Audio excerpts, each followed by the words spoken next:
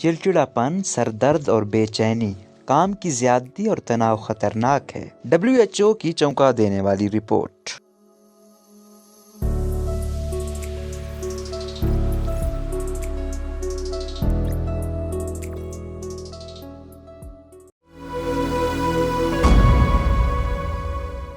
اپنے آپ کو مصروف رکھنے کے لیے کام بہت ضروری ہے، لیکن جب کام کی زندگی اور ذاتی زندگی میں توازن ختم ہو جائے اور کام کا تناؤ آپ کے گھر تک پہنچنے لگے تو سمجھ لیں کہ آپ کام کے دباؤ سے نبرد آزما ہے۔ کچھ لوگ ہر روز اپنی نوکری چھوڑنا چاہتے ہیں، کچھ اپنی جگہ بدلنا چاہتے ہیں اور کچھ اپنے باس کا چہرہ دیکھ کر پسینہ بہاتے ہیں۔ نتیجہ یہ ہے کہ ملازمین کام کے دباؤ سے نمٹنے میں زیادہ مصروف ہیں اور اس کے نتیجے میں کمپنیاں کام کھو رہی ہیں، کیونکہ اگر آپ کا ملازم کام سے خوش نہیں ہے تو وہ ناراضگی سے کام کرے گا، آپ کو وہ نتیجہ کبھی نہیں ملے گا جو آپ چاہتے ہیں۔ اگر آپ کے ملازمین کام سے متعلق تناؤ کا شکار ہیں تو اس بات کو سمجھنا ضروری ہے کہ کام کے دباؤ کی وجہ سے دنیا کو ہر سال 1,00,000 کروڑ کا نقصان ہو رہا ہے۔ WHO نے حال ہی میں اعداد و شمار مرتب کیے ہیں اور خبردار کیا ہے کہ اگر کارپوریٹ دنیا نے ملازمین کے لیے سازگار ماحول پیدا نہیں کیا تو کمپنیوں کو اپنی بیلنس شیٹ اور اپنی ساکھ دونوں کھونے میں دیر نہیں لگے گی۔ WHO کے اعداد و شمار کے مطابق دنیا کی 60% آبادی ملازمت پر ہے۔ دنیا بھر میں مجموعی طور پر 100 ملین افراد دماغی صحت کے مسائل کا شکار ہیں، ان میں سے 15% محنت کش نوجوان تناؤ کا شکار ہیں۔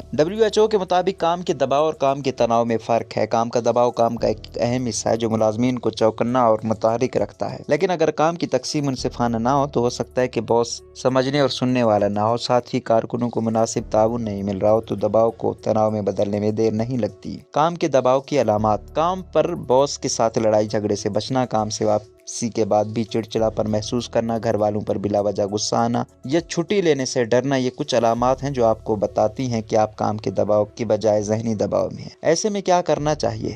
کمپنیوں کو اپنے ملازمین سے وقتاً فوقتاً بات کرنی چاہیے۔ بات چیت مسائل کو حل کر سکتی ہے۔ ملازمین دن کا آغاز مثبت سوچ کے ساتھ کریں، چھوٹے اہداف طے کریں اور انہیں پورا کریں۔ اپنے دن کا خود انتظام کریں، بحث میں نہ پڑیں، اپنی صلاحیتوں کو جانیں اور اس کے مطابق عمل کریں۔ ملٹی ٹاسکنگ سے گریز کریں، آپ دوپہر کے کھانے کے بعد ایک مختصر وقفہ لے سکتے ہیں۔ اسٹریچنگ کریں، نہیں کہنا سیکھیں، اگر کام واقعی ضرورت سے زیادہ ہے تو شائستگی سے مسئلے کو اپنے باس کے ساتھ شیئر کریں۔